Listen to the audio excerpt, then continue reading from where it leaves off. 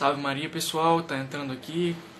Hoje nós vamos ter uma live com um grande amigo, autor deste livro aqui, Os Anjos na Vida dos Santos, José Eduardo Câmara, que acabou de entrar aqui na live. Vou convidar para ele participar da nossa live aqui. É uma pessoa muito especial, tradutor desta obra aqui, desse calhamaço. Boa noite. Boa noite, José Eduardo. Salve Maria. Salve Maria. Tudo bem? Tudo bem, graças a Deus. Melhor agora. Maravilha. Grande honra estar com você aqui para essa live. Uma live muito importante que eu acredito, né?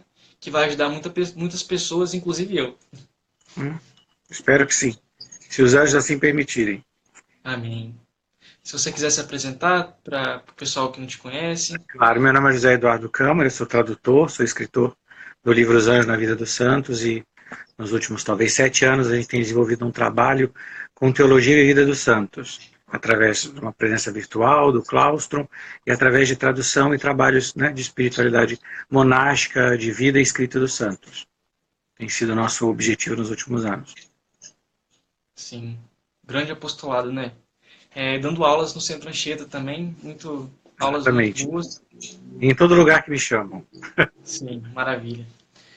Primeiro eu gostaria de dizer que é uma grande honra, né? Já falei, estar aqui com você, é uma grande influência. E agradecer pela sua obra, Os Anjos na Vida dos Santos, e por traduzir essa obra do Padre Arinteiro, que eu acho que é muito importante.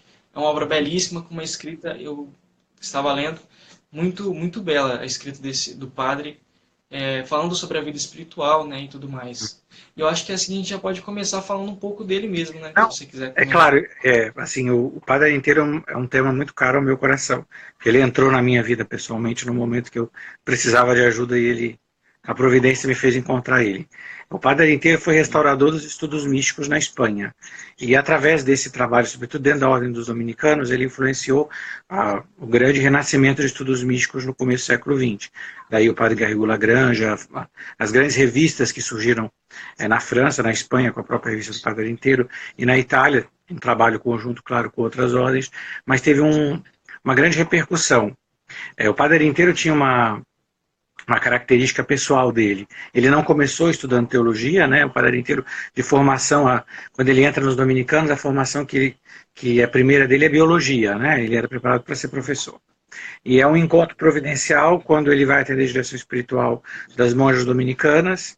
Ele encontra no confessionário a primeira das místicas que a providência vai mandar, uma irmã Pilar, que ele encontra, ele percebe que para poder dirigir ela, ele tem que estudar.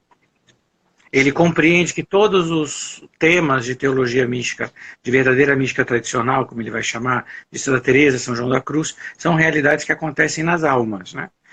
E a partir de então uma série de outras almas vão entrar na vida dele, ele vai entendendo nisso um chamado para aprofundar e entender o papel que o estudo da mística teria na nossa vida. E a importância, inclusive, de popularizar, porque é uma característica do Padre Inteiro. Ele, inclusive, nesse livro ele fala que a teologia mística é a verdadeira apologética.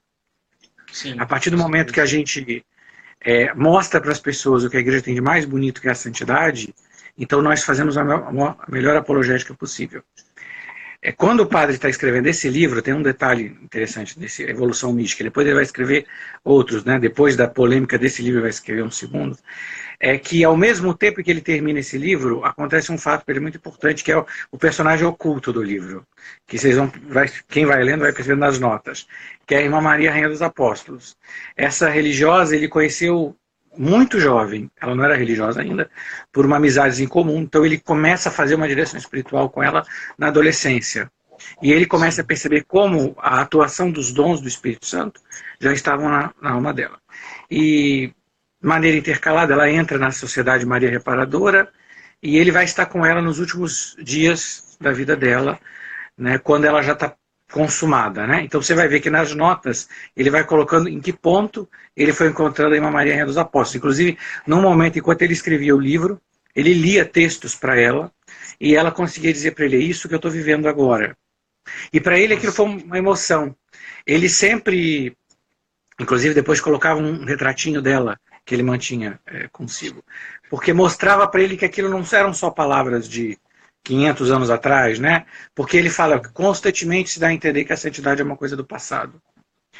E ele pôde palpar ali na direção espiritual, na obra, na maneira com que a graça tinha transformado ela, no amor ao sacrifício, né, a ponto de marcar o nome de Jesus no seu peito. Quer dizer, ele mesmo fala, eu encontrei uma adolescente, uma menina frágil, delicada, tímida, e eu vou reencontrar uma mulher já na plenitude da vida espiritual, já se oferecendo a Deus, fazendo da sua vida uma oferenda pela igreja. E para ele é muito importante, porque ele via como uma confirmação do que esse livro devia ser. Ele é um livro diferente dos outros livros de mística. Se você reparar, ele é bem diferente, por exemplo, das 3 idades da vida interior, né? Do Padre Garrigou. É bem diferente. Ele tem uma ordem. Pode falar. Pode continuar, pode acabar o raciocínio. Ele tem uma ordem orgânica.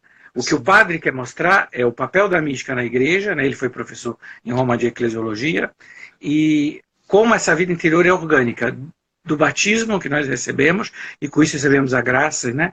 E a semente da vida eterna, como os dons do Espírito vão formando Cristo em nós, como as noites escuras vão se sucedendo dentro dessa mesma crescimento orgânico, né? Então, para ele é muito importante que as pessoas lendo, compreendam e tenham o desejo disso. Porque no Questões Místicas, inclusive, tem um questionamento, porque perguntavam muito para ele. Se a mística, então, é um tema para todo mundo, se todos estão chamados à santidade, por que então, na prática, são tão poucos, né? E a resposta que ele vai ter nesse livro também, no Questões Místicas, é porque quando a vida interior se aprofunda, se apresenta a nós a cruz ninguém quer. O consolo, que é o começo da nossa vida interior, todo mundo quer. Mas na hora que a cruz começa a vir a alma para nos amadurecer, então a gente não quer mais. E uma das características dele é colocar sempre o papel da cruz, né? Sim. A partir de um certo momento, a providência foi mandando essas pessoas para a vida dele. Ele passa a ter missões, né? Nós nem sabemos a lista de todos os filhos e filhas espirituais que ele teve. Nos Graus da Oração, que é um livro do Padre Inteiro que eu também traduzi, inclusive tem citações com iniciais que nem nas edições atuais se tem rastrear quem são aquelas pessoas. Né? Você vê que até a audácia de publicar uma pessoa ainda viva, né? Porque para ele foi providencial. E nos últimos anos da vida dele, com as pessoas que a providência mandou. Primeiro, né, eu até tenho um capítulo no meu livro para cada uma dessas pessoas. Para a Venerável Madre Madalena Jesus Sacramentado. Por que foi providencial? Porque ela era passionista, ela tinha chegado à Espanha. A Madre Madalena entrou no mosteiro que Jesus pediu a Santa Gema Galgani, em Lucca. Desse mosteiro se tentou fundar no México, o México estava na Revolução Mexicana, e ela chega na Espanha providencialmente. Ela ouve Jesus que diz para ela, te espero na Espanha. E quando ela chega na Espanha, ela encontra o Padre Inteiro. Ela mesmo diz, no momento que eles se encontram, foi um encontro, nós vimos a alma um do outro. Porque ser filho espiritual do Padre Inteiro era muito difícil, ele era surdo. Né? Toda essa obra dele, ele era surdo, ele usava um instrumento longo, onde você tinha que falar na ponta para gritar para ele conseguir ouvir. Tudo isso ele fez com uma deficiência. Né? Ainda bem jovem ele começou a perder. Então muitas das religiosas que iam se confessar desistiam de confessar com ele, porque significava que no parlatório você tinha que gritar, porque senão não ouvia realmente não. Né? E por isso que grande parte da direção com ele era feita por carta. Sim. Porque era mais fácil para ele. Como que as coisas de Deus são, né? E ele foi um grande diretor espiritual, pelo que eu entendi. O próprio Garrigou-Lagrange, em uma das suas cartas que contém aqui nessa obra, não estava conseguindo, Garrigou-Lagrange, que foi um grande escritor de mística, né? Não estava conseguindo resolver uma questão e passou para o Padre Inteiro. Então, exatamente. É a questão da Madre Francisca de Jesus, que é um livro que também a gente tem no Brasil, que foi filho espiritual do Padre Garrigou, que teve uma longa noite escura que se sucedia, né?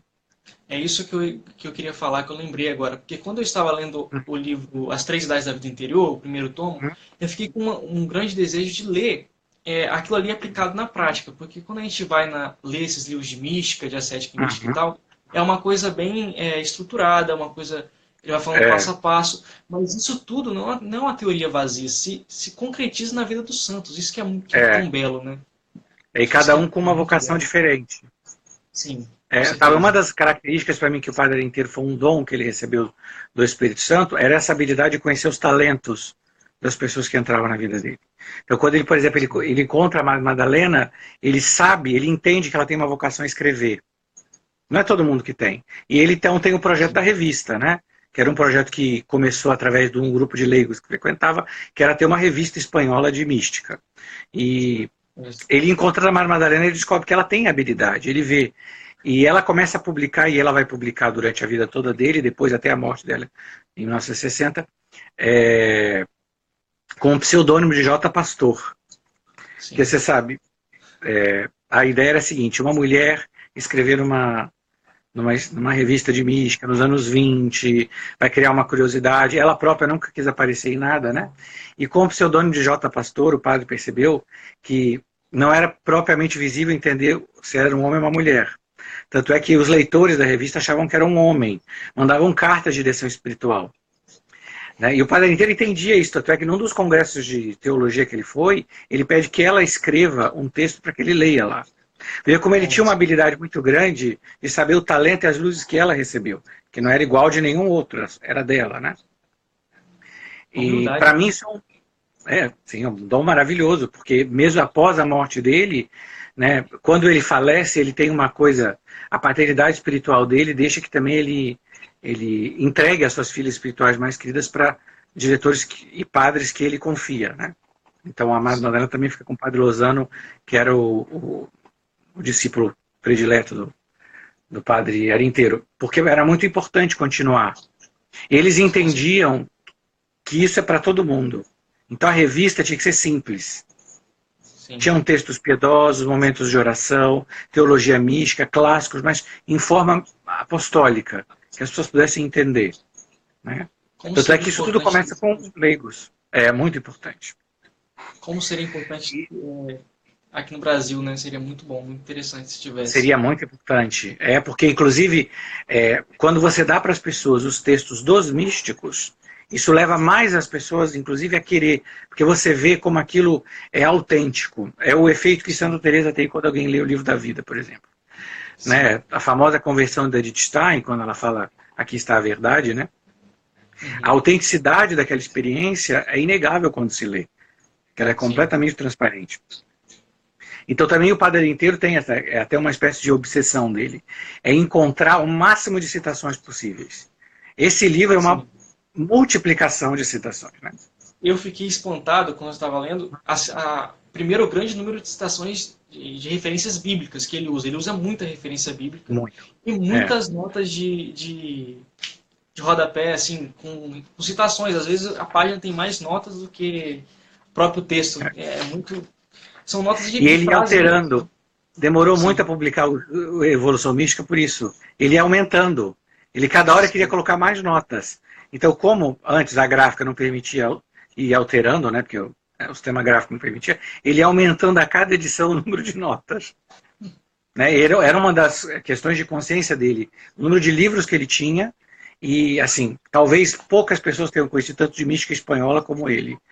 sim. Sobretudo as escritoras místicas do século de ouro espanhol, séculos XVI e XVII, que são muitas, e a maioria não tem nem reedição, ele ia atrás e arranjava manuscrito, essas que ele vai citando abundantemente, né? Ana Maria de São José, Ângela Maria da Conceição, né? Assim, que até hoje não se encontra para comprar. Mas eu acho que isso é muito importante para que exatamente o que eu falei, trazer para a prática e para mostrar que não é uma coisa vazia e sem sentido, que não se, igual você falou, não é uma coisa que só está nos livros de 500 anos atrás.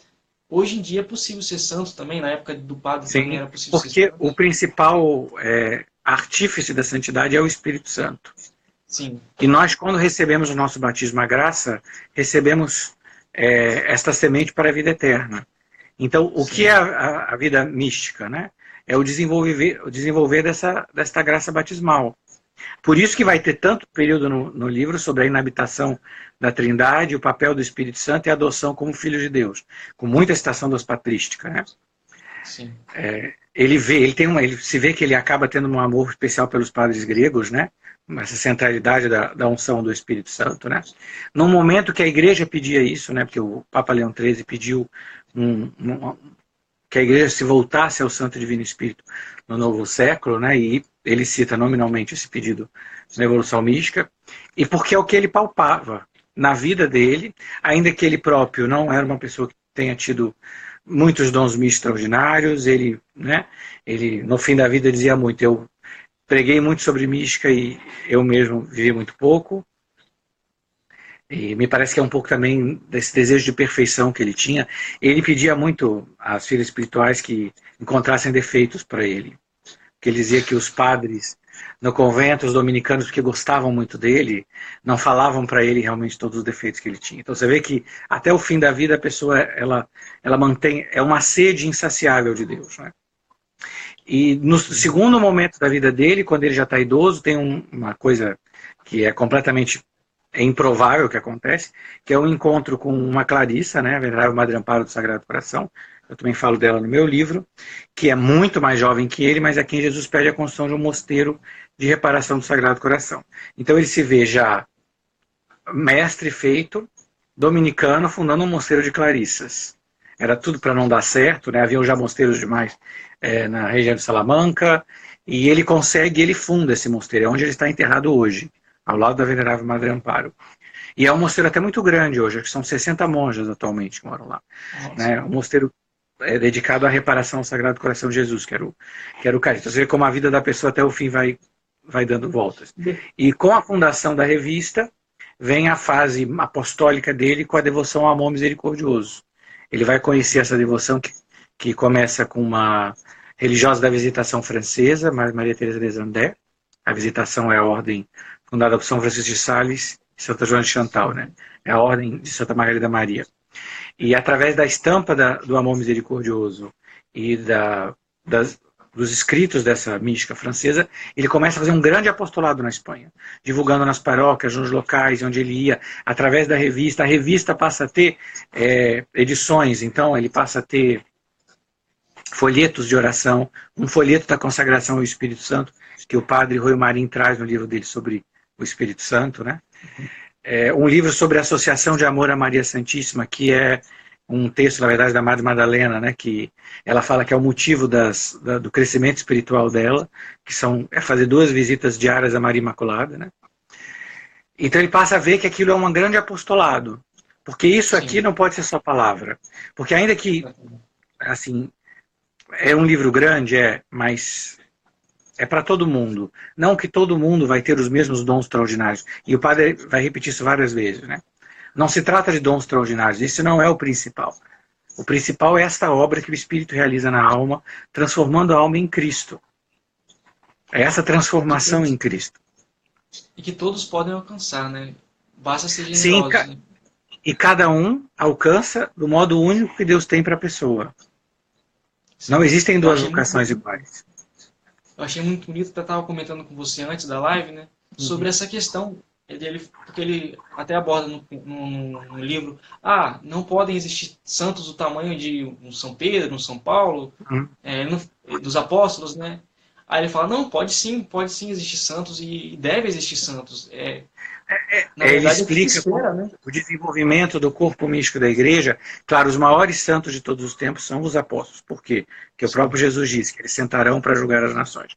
Só que, ao mesmo tempo, quando esses grandes santos se vão, o próprio Espírito Santo vai criando, ele fala como novos órgãos no corpo místico. Sim. São almas que devem ocupar aquele mesmo ministério e aquele mesmo dom, seja na reparação, seja na pregação, seja na missão. E constantemente ele está suscitando isso, para que o corpo místico se expanda, né? Porque é o que a gente quer, né? O reinado de Cristo é isso, é que Cristo Jesus e o Espírito expandam o reinado de Cristo em todos os âmbitos do mundo, né? Por isso é um reinado espiritual e social. E para isso é preciso que existam santos em todos os estados de vida. Com certeza. Dudu, deixa eu só falar com o pessoal que está perguntando qual é o livro. Esse livro aqui é Evolução Mística. E o livro do próprio Eduardo, Os Anjos na Vida dos Santos. São 2 livros maravilhosos. Recomendo que comprem e leiam. Muito bom mesmo. Para quem não sabe, o José Eduardo Câmara, ele publicou esse livro, escreveu esse livro, e esse aqui ele traduziu. Com a graça de Deus, ele traduziu para a gente. Esse era um sonho louco, ninguém achava que ia acontecer. Porque isso eu agradeço sinceramente ao CDB de ter tido a coragem de fazer um livro tão grande, né? E Deu ter tão certo. apostado nessa ideia. E deu tão certo. Eu achei que a campanha foi uma das maiores campanhas que eles conseguiram mais arrecadar dinheiro para E isso comunicar. mostra também a sede que as pessoas estão de conhecer mais a vida interior, né? Porque o Padre Inteiro é puro isso. Não, você não vai encontrar nada no Padre Inteiro que não seja é, Sim. isso. Ele é um Você apaixonado fala de uma Deus coisa, completamente.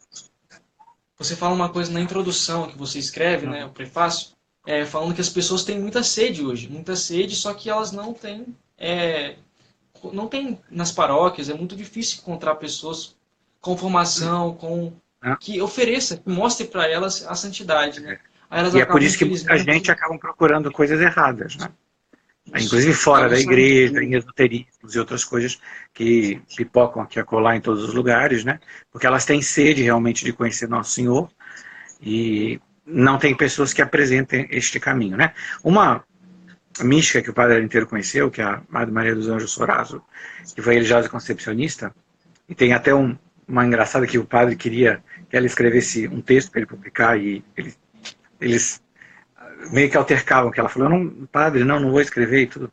Ela escreveu muito, mas ela sempre sofria de um certo modo para escrever. Ela dizia isso, que muitas almas não encontram a vida interior verdadeira porque elas procuram em coisas erradas. Ela mesma fala que as pessoas vão ler um livro de mística procurando analisar em que ponto e que fenômenos místicos acontecem na sua vida. Quando que o Sim, centro da nossa vida interior é o evangelho e o catecismo. Né? A verdadeira vida espiritual é baseada na doutrina, no credo. Se você ler esse livro inteiro, que ele é recheado de citações do credo, do evangelho, da Sagrada Escritura, porque é isso, esse é o fundamento. E a Márcia Soares fala mais, no terço, porque o que é o terço? É a meditação da vida de Jesus e Maria. É isso que é que um o rosário é. evangelho. É, É o evangelho. E exatamente. se a gente consegue apresentar para as pessoas isso, e a gente faz o trabalho de apresentar essa face resplandecente da igreja, porque muitas pessoas que dizem odiar a Cristo e a igreja, na verdade, isso é até uma citação do Fulton Sheen, odeiam o que eles pensam que a igreja é, não aquilo que ela realmente é. E quando a gente faz o trabalho de mostrar para eles a santidade, a gente mostra a obra do Espírito Santo nesta alma. A gente mostra como Sim. esta obra de Cristo continua viva na igreja. Não é uma coisa há 500 anos atrás, há 700 anos atrás. Não, mas... Né? E é uma tentação nossa, inclusive, na nossa vida. É quando a gente lê uma vida de santo, fala, isso era antigamente. Sim. Agora mudou, agora, né? Não é mais, né? E o Espírito Santo continua com a sua mesma atuação, né? Cristo continua batendo na porta, como fala o livro do Apocalipse, e depende da resposta. E a experiência do Padre inteiro é a seguinte: no momento que ele se dispôs a estudar e a fazer a direção espiritual, Deus mesmo mandava essas almas para ele. Olha que maravilha. E essa foi a experiência que os outros dominicanos acabaram fazendo com ele, espanhóis, porque eles também começaram a testemunhar como aquilo era vivo, né? Como também testemunhavam que existe uma falsa mística, né? Que tudo Sim. isso, né? O próprio padre inteiro teve que lidar com isso, né? E é daí que vem a necessidade de ter a nossa vida fincada em virtudes autênticas, né? Em humildade, em obediência e tudo. Porque me parece que é uma coisa até muito comum hoje na igreja, achar que a vida mística é para pouca gente, olha, não fala, é muito repetitivo, né? Ou fazer como se o contemplativo, o místico, fosse uma criatura alienada do momento presente. Quando a história Sim. da igreja provou todo o contrário, né? As Todo o pessoas contrário. que mais influência tiveram no momento presente do seu tempo, através de obras para os pobres, através de meditação, foram grandes místicos, né? Bastaria um São Francisco de Francisco Xavier, Assis, São Francisco de Francisco de Assis. Assis, Santa Catarina de Sena, são pessoas que Santa Catarina de Sena, não sei, eu nunca estudei a vida dela profundamente, mas ela enviou cartas para o próprio Papa, né, na época. Papa, Então, para monarcas, para nobres, para padres. Ela fala, né? A Catarina de Sena, ela tinha, sendo tão jovem ainda, mas um grupo que a chamava de mãe, né? Ela realmente inicia, ela vai ao Santo Padre em Avignon, né? Durante a crise de Avignon, e uma mulher transformada em Cristo, né? Que ela era naturalmente muito delicada. Quando a gente lê o Diálogo, por exemplo, que é um livro forte, profético, né? Você não vê ela na biografia era uma mulher muito delicada, autêntica, feminina e tudo, mas com uma força que era como se, né, não tivesse fim, né?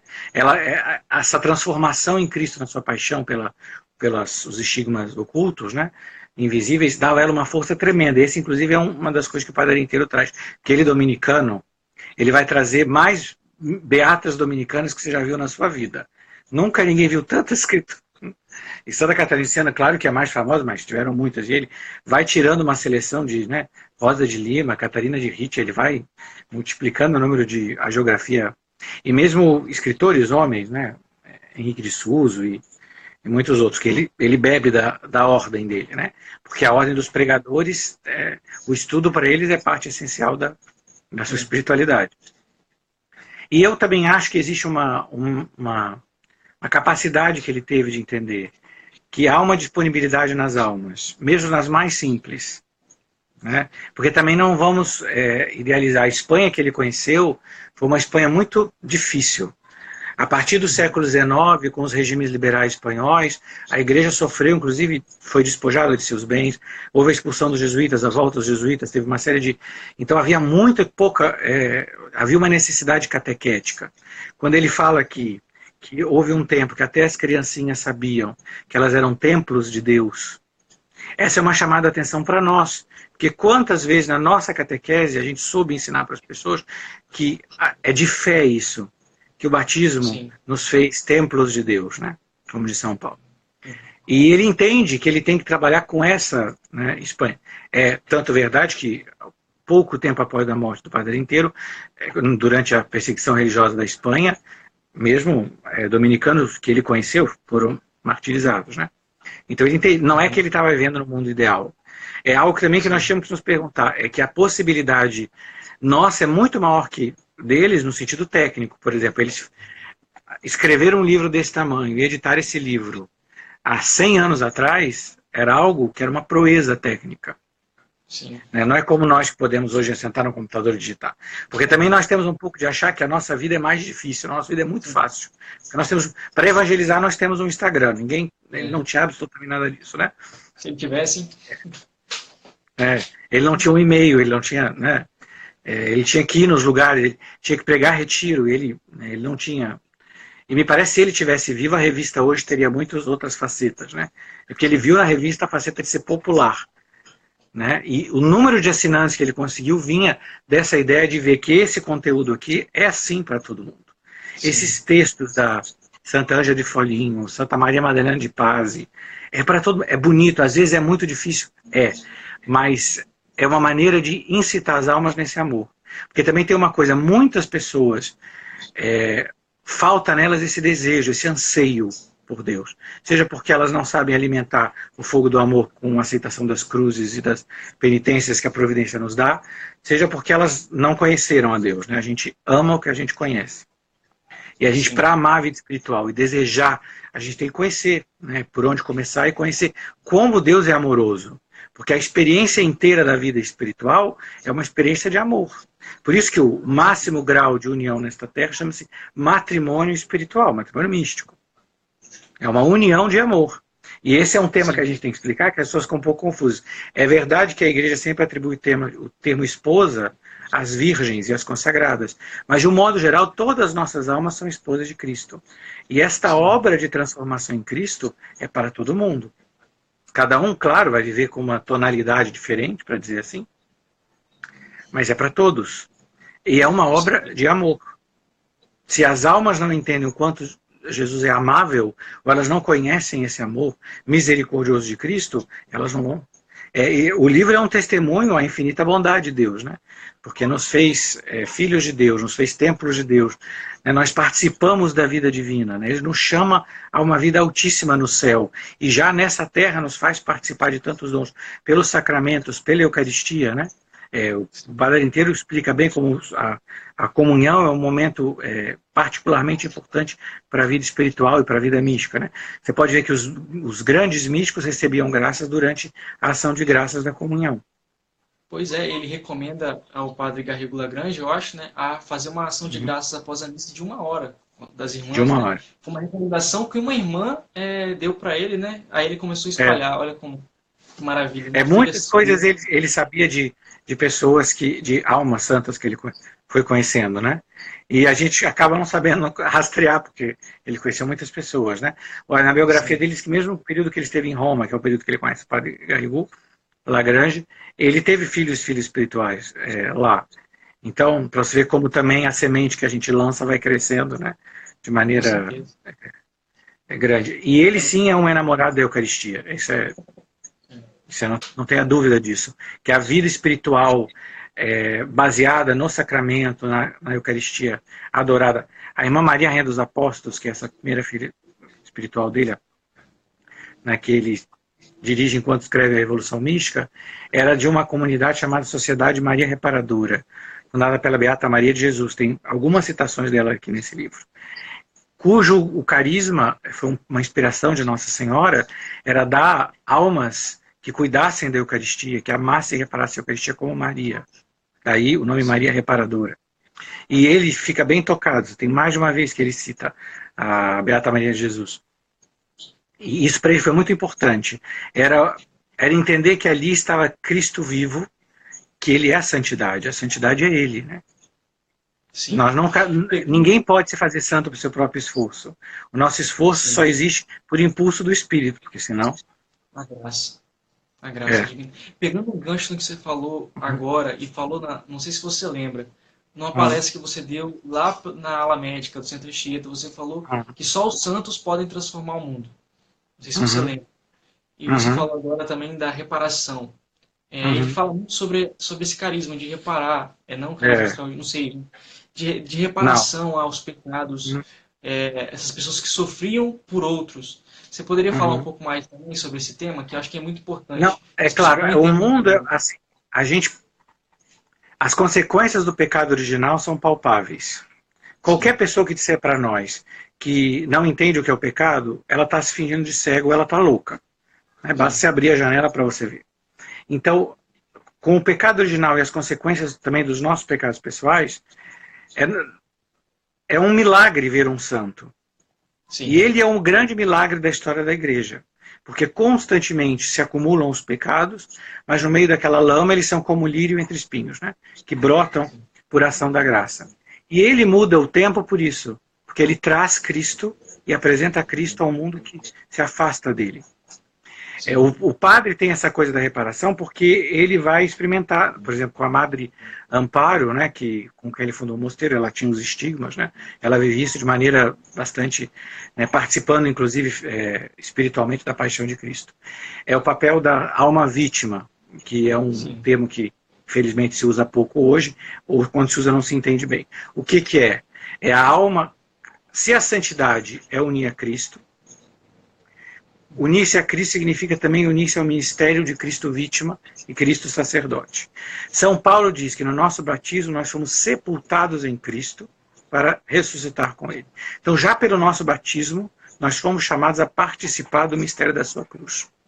E esse mistério é um mistério, sim, de reparação, um mistério de expiação.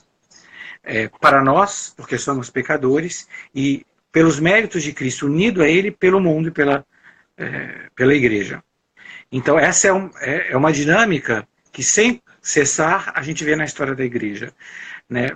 A decadência do mundo, a decadência do momento, o que o pecado traz as suas consequências, e, ao mesmo tempo, como o Espírito suscita e une essas almas a Cristo. Porque também não é só o sofrimento.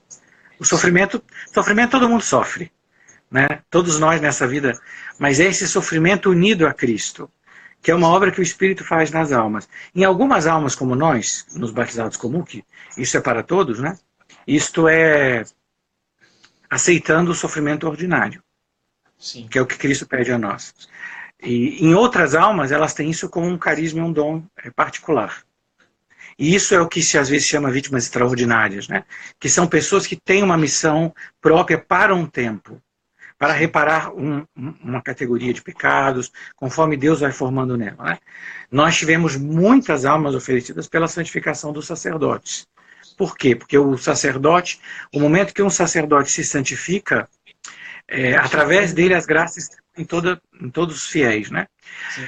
Por exemplo, você falou da carta do Padre Garrigou, né, que tem no começo. Quando o Padre Garrigou teve que lidar com a Madre Francisca, para quem não sabe, a Madre Francisca de Jesus foi uma mística brasileira que fundou uma companhia, a Companhia da Virgem em Roma, e foi filha espiritual do Padre Garrigou Lagrange. Ela se ofereceu pelos sacerdotes, era algo próprio do carisma dela, e por isso ela teve que sofrer muito. Né? Essa transformação em Cristo era uma coisa muito palpável para ela. Inclusive, numa certa vez, o próprio Cristo imprimiu a sua face na parede da cela dela. E o Padre Garrigou queria entender como que esses sofrimentos não acabavam e como consolar uma pessoa, porque não é simplesmente um sofrimento comum. O sofrimento espiritual, a desolação, para uma alma que ama Deus, é uma coisa tremenda, porque ela só deseja a glória de Deus e ela se sente separada dele, né? E é quando ele pede que ela escreva ao Padre Inteiro. Porque ele sabe que o Padre Inteiro vai entender o que é isso, essa morte mística, esse sofrimento. Porque é parte do dom dela, né? Do chamado que ela teve. E foi algo que durou nela até a vida. E isso foi tão tocante para a Madre Francisca que ela recebeu em Roma uma comunicação interior no momento que o Padre Inteiro morreu. E ela disse para o Padre Garrigou que ela já sabia que o padre tinha falecido, né? Porque aí também quer provar uma outra coisa. Quem lê uma biografia do Padre Pio, por exemplo, é uma das coisas mais impressionantes, porque ele foi uma grande alma reparadora, talvez a maior do século XX. Era essa união de almas que ele tinha com muitos outros almas reparadoras no mundo. E ele dizia para as pessoas: por que você está vindo aqui? Por que você não vai em tal lugar, tem uma alma santa? Porque ele tinha essa união espiritual, que são pessoas, são almas que Deus mesmo uniu. É o São Francisco de Sales e Santa Joana Francisca de Chantal. Santa Gema Galgani e o Venerável Padre Germano. Deus vai unindo essas almas. Né? Você fala da reparação, quando, na vida de Santa Gema, né, nossos trabalhos começaram com Teologia e Vida dos Santos, com a biografia, uma reedição da biografia de Santa Gema. A vida dela foi muito oculta. Hora nenhuma havia coisas externas. Excetuando num momento em que Jesus disse que ela deve dizer ao confessor, ao diretor, ao Padre Germano, que vai ao Papa. Que era um momento que é mostrado para ela o século XX. No sentido de que é mostrado para ela o que ia ser terrível, né? Nós tivemos aí 2 guerras mundiais e tudo. E para que isso não acontecesse, ele tem uma frase muito triste que ele fala para Santa Gema: a minha casa se tornou teatro de divertimentos. Eu estou sozinho, eu não sou amado, né? E ele precisa de almas assim, almas que reparem. Né? E para isso foi fundado esse mosteiro passionista de Lucca. Mas era mais que isso, né? Era um chamado para a igreja. Porque se nós não temos pessoas que se comprometem a se entregar a Jesus com generosidade, como é que a gente pode esperar que... A gente tem uma visão muito materialista do apostolado. A gente não entende que quem faz a obra é Nosso Senhor. A gente simplesmente segue o sopro dele. É ele que vai santificar as almas. Na maneira com que ele quiser e na maneira que a gente for generoso bastante para corresponder. E a alma vítima, assim, o padre teve a ver com a Maria Rainha dos Apóstolos.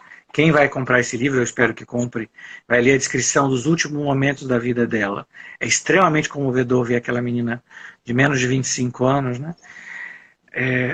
Entregar tão generosamente a sua vida para Deus, de maneira tão generosa pelas almas e pela igreja.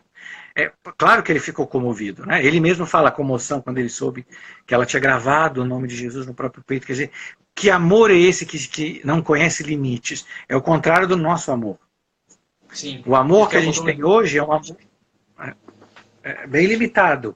Agora, quando o Espírito Santo impulsiona esse amor, aí ele se torna de lá. Para o santo não tem limite. Sim. Sim. Se ele tiver aqui para a China, né? Ele vai. Tá bom. Isso, né? O que você falou joga uma luz muito grande sobre a questão do corpo místico de Cristo, da igreja, né? Da comunhão dos santos. Como você falou logo no início da live, a mística é a maior apologética. Se as pessoas conseguissem compreender isso, elas compreenderiam muito fácil, os protestantes, por exemplo, essa questão da comunhão dos santos no céu, as igrejas, né, triunfante, militante e no purgatório, padecente, Se Uhum. você quisesse falar um pouco mais também sobre esse assunto. Não, ele tem uma parte até que ele critica bem, que é uma característica bem própria da diferença entre a teologia católica e a protestante, né? É que, de maneira direta, essa experiência que a gente está relatando aqui, de transformação em Cristo, não é uma realidade que existe no protestantismo, né? Porque a experiência da graça para Lutero e para os reformadores é externa, né? Revestem como uma veste. Para nós, não. Para nós, ela penetra. Muda o E com, coração. e com o impulso da graça, os atos do homem já não serão somente um abismo de iniquidades, mas poderão ser santos. Nós acreditamos que a santidade é possível. E a Sim, santidade é isso, é o Espírito Santo que, com a minha cooperação, vai transformar-me em Cristo. E no corpo sim, místico é uma parte imprescindível desse grande jardim que é a igreja, que é o santo que, permitindo que o Espírito bombeie o sangue precioso de Cristo por todo o corpo, auxilia aquelas partes do corpo que estão enfermas. sim, Sabe, existem partes do corpo que não têm vida mais, que elas estão ligadas à igreja pela fé e pela esperança, mas no qual elas não estão na caridade, elas não têm a presença da graça, elas estão fora, elas estão na desgraça. E é o santo que, com seu apostolado e com a sua vida, né, que é a presença do Espírito na vida dele, é que fazem com que esse corpo sempre possa se expandir. E é uma realidade da história da igreja, que qualquer historiador aqui vai dizer, a igreja teve terríveis momentos na sua história, uns que a sim. gente tremeria de ver, mas sempre houve um punhado de almas fiéis. E através deste punhado de almas, a igreja sempre soube e pôde recomeçar tudo de novo. Sim. É uma figura de linguagem, mas isso é constantemente. Não é uma vez, não é outra, né? Para usar uma coisa bastante gráfica. Quando houve a Revolução Francesa e a Revolução se expande para quase toda a Europa, através da Revolução, toda a vida consagrada acabou. Por exemplo, na França, os mosteiros foram destruídos, todas as ordens foram abolidas. A igreja acabou. Terra arrasada. Mas, ao mesmo tempo, nós temos a fidelidade dos mártires e uma figura como, por exemplo, Maria Adelaide Cissé, que é fundadora das Filhas do Coração de Maria, que fundou um instituto propriamente naquele tempo, oculto, e que mais de uma vez foi presa porque escondia e ajudava padres. Então, o que faz uma pessoa dessa, né, que queria ser como um serafim de amor no mundo? Essas pessoas que era para não ter. Ora, acabou Sim, a fé. Né? sim, E, ao mesmo tempo, a gente vê por que a fé não acabou na França? Porque nós tivemos um São João Maria Vianney, que sim, era um homem simples, que ninguém acreditava muito nele, que por causa da Revolução não teve uma educação formal cedo, né? Ele teve que ser educado já com uma certa idade no seminário, então isso que justifica um pouco do atraso, não é que ele fosse realmente burro, né? As pessoas não fazem muita ideia. Com a Revolução foram abolidos todos os colégios, né? sim. Então, nós temos uma geração inteira que sofreu, sobretudo na França rural. E esta pessoa foi quem o Espírito usou para atrair uma França inteira de volta para Cristo. Então, Olha só. que lógica é essa? É aquela pessoa que porque humanamente a gente é tentado, mesmo no apostolado, a procurar sempre o que brilha, o que é mais famoso, o que é melhor. Vai ser Sim. maravilhoso. E não é assim que o Espírito Santo faz, né? O Você falou, próprio Catarina padre de Sena, ele Arinteiro fala. procurou uma menina, né? Sim. O próprio padre Arinteiro fala, quanto mais humilde, quanto mais escondido, melhor. Ele fala isso É. nessa parte aqui da igreja. Como que Você isso é sabe que bonito. essa é uma experiência que as pessoas têm que fazer hoje, que é muito fácil acreditar numa santidade ou numa que seja brilhante, que ela Uhum. seja externa. E ignorar essa obra que o Espírito Santo está fazendo hoje, em muitas almas. Se Sim, nós hoje recebemos a graça até de estar aqui, você pode ter certeza que existem outras almas no mundo, no corpo místico, intercedendo para que a gente recebesse as graças de Cristo. Nós temos o corpo místico espalhado no mundo inteiro. Só no céu nós vamos saber com gratidão essas pessoas a qual nós tanto devemos. Né? é verdade. Pessoas que hoje estão se sacrificando, seja no seu lar, seja num claustro, na sua Sim, fidelidade cotidiana, né? Nesse sacrifício que ninguém vê. sim. Porque, vamos ser sinceros, a gente até gostaria de ter sacrifício, se ele fosse visível. Se a gente É. pudesse ter a Todo mundo, compaixão dos outros. se todo mundo Como que a gente é, né? né? É verdade, não, é É, verdade. É verdade que mesmo. quando esse sofrimento é completamente oculto ou desprezado, como em muitos santos foi, né? Que propriamente, vamos usar a maior santa dos tempos modernos, como foi de Pio, a Santa Teresinha do Menino Jesus. Quem diria que ela seria uma santa? Mesmo após a sua morte, né, como a frase da irmã, se canonizarem ela, terão que se canonizar todas as carmelitas.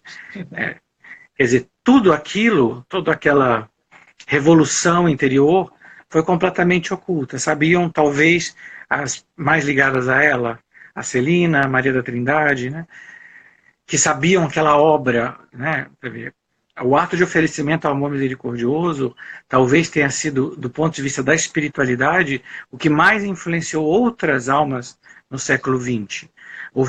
A história de uma alma é um dos livros mais importantes da história da espiritualidade. Seja pelo conteúdo, seja pelo impacto que esse livro teve. Ele foi realmente um efeito de bomba, nós não podemos nem ver o número de vocações que esse livro causou, e causa até hoje. Mas que foi uma menina de 24 anos, quem daria alguma coisa para ela? Ela era de uma família bem, né, financeiramente, mas uma família como muitas. Né? É a Tiveram loucura da muitas cruz. vocações, os pais santos, né? Mas você vê que exteriormente ninguém via essa santidade. Sim. É a loucura da cruz, né? O próprio São Paulo já avisava pra gente lá atrás. Que Deus faz as coisas que parecem loucura para o mundo, pra gente é salvação, a cruz de Isso. Cristo e tudo mais. E isso é uma coisa central no Padre Inteiro. Se não existem mais almas místicas, é porque falta o abraçar a cruz. Sim. E ele fala de muitas almas estagnadas, né? Exatamente por isso. Porque elas ficam estacionadas no momento que a graça passa a pedir a elas uma generosidade a mais. Porque elas estão muito apegadas à própria vontade. E quem não pode se identificar com isso, né? A Paula Ângela perguntou como viver uma maior intimidade com Deus. Eu acho que essa pergunta é a mais importante de todas, né? Eu acho que seria interessante se a gente Começando a ter prática da vida de oração. A gente, claro, se convertendo, se você está no pecado, se confesse e volte a Deus, né? Prática dos sacramentos. Mas para a intimidade diária, a gente tem intimidade com quem a gente conhece. Sim. E a oração é fazer crescer a minha vida de amor com Deus. Sim. Então, para ter intimidade, é preciso que a cada dia eu dedique tempo a Deus. E que durante o dia eu saiba fazer essa experiência de me sentir amado e amar. Porque a nossa oração deve ser toda fruto desse ato de amor, né? A Santa Teresinha morre com isso nos lábios, né? Meu Deus, eu vos amo. E essa intimidade vai crescendo assim. A maneira com que a vida de oração vai crescendo e que a pessoa chega a ser como o próprio manda Jesus. Orai sem cessar. Sim. Porque Cristo e nós passamos a ter essa intimidade, né, de coração a coração, de alma a alma.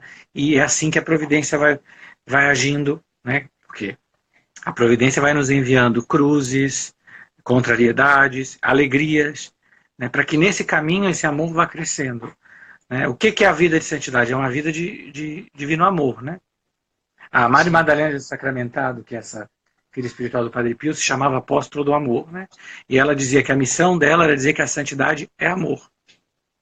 Mas sim, é amor, é a caridade que o Espírito Santo derramou na nossa alma, que vai transbordando conforme vai crescendo. E a graça vai crescendo conforme cresce a caridade. E a graça é uma semente cuja árvore toca a vida eterna.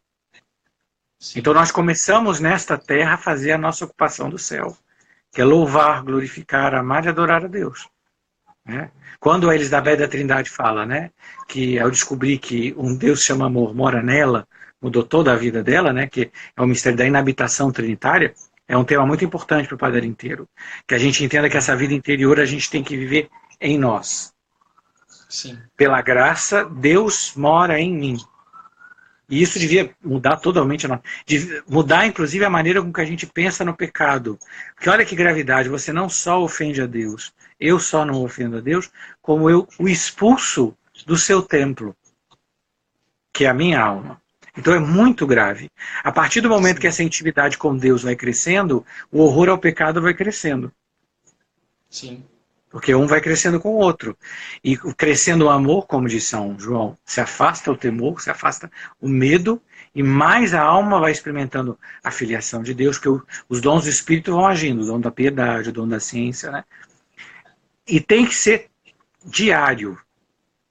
Sim, Eu tem que sempre ser falo, eu sou muito repetitivo numa frase que eu falo, que a gente faça o cálculo. Quantas mensagens de WhatsApp eu mandei ou recebi num dia?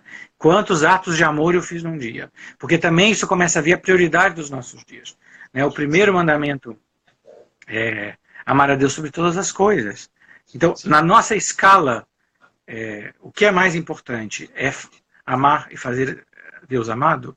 Porque os apóstolos só tinham força e os missionários de aonde iam fazer o que faziam por um amor extraordinário. Quando São Maximiliano Kolbe vai ao Japão tem que saber sem, japonês. sem saber japonês, sem ter dinheiro, sem saber nada, quer dizer, era um amor que não podia se conter, né? Por Sim, Jesus e pela Imaculada.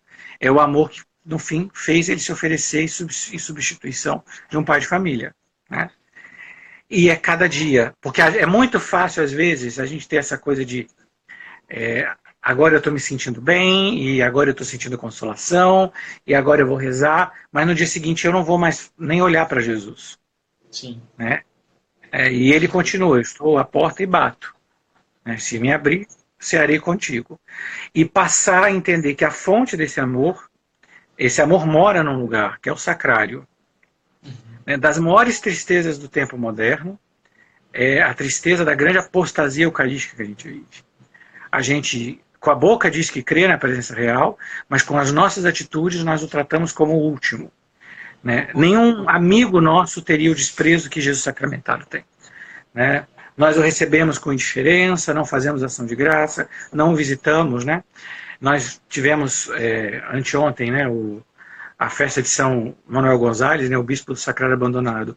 E isso para mim é muito profético hoje, é entender esse grito do abandono do sacrário. Ele está ali, é ele que está ali. Se você quer uma escola, todo mundo agora quer um mestre, um guru, alguma coisa, né, porque está na moda. Ele está ali, sim. dia e noite. Então você quer crescer no amor, vá visitá-lo, vai estar com ele. Eu não sei o que dizer, diga eu estou aqui. Né? Eu me ofereço como eu sou. Com Santa Teresa d'Ávila. Santa Teresa d'Ávila não tinha o que falar, entrou no sacrário, sentou e começou a contar os tijolos, né? E depois Nosso Senhor falou que foi a melhor ação que ela já fez para ele, né? Como são as É coisas de porque a Deus? gente não tem que sentir. Sabe que Sim, nós não temos tem que um erro sentir. sobre amor? É que a gente entendeu, a gente tem a falsa concepção romântica que o amor é um sentimento. Não é verdade. Se a gente só ama as pessoas nessa terra por sentimento, nosso amor vale pouco. Né? Pais, mães amam, é um ato de vontade. Às vezes você não sente nada. Vamos ser muito sinceros, às vezes nossos pais nos amam, mas eles gostariam de nos matar. Não vou mentir, é um fato. Mas eles continuam nos amando. Nós temos que amar a Deus não no nosso sentimento. Amar quando não se sente nada. Amar no meio de uma noite escura, amar no meio de uma dor, amar quando está tudo muito cansado, amar e confiar nele quando tudo cai por terra. Porque amar quando tem consolo é muito fácil. A gente gosta que a nossa barquinha esteja soprando. Aí você vai bem. Para o vento, você não quer remar. Sim. Né? Uma preguiça enorme que todos nós temos. Não. Então vou fazer o seguinte, eu volto outra vez. Não, mas ele está ali. Você sentindo ou não? Né? Sim. Ah, mas tem comunhões que eu sinto e eu choro e eu estou feliz. Louvado seja Deus pelas suas lágrimas. Mas ainda que você não sentisse nada, ele está ali. E vale mais para ele a tua presença. Né? Tem um texto muito bom sobre a oração do Monsenhor Luiz Maria Martínez, né, que é arcebispo do México, que ele fala que na oração Deus quer, sobretudo, a nossa presença. Eu estou aqui inteiro. Como você a frase do Monsenhor travou e eu não consegui escutar, se você puder repetir. Claro, ele fala que o que Deus quer na nossa oração é que a gente esteja presente. Ele quer a nossa presença. Eu estou aqui. Oferecer integral. Né? Então, se a minha cabeça, de uma maneira, perdeu a concentração, você retorna e fala, tá vendo, Jesus, eu tenho, nem a minha cabeça fica no lugar, mas eu estou aqui. Sim. Porque se nós não começamos a ter isso a cada dia, como é que a gente pode esperar que tenha intimidade com ele?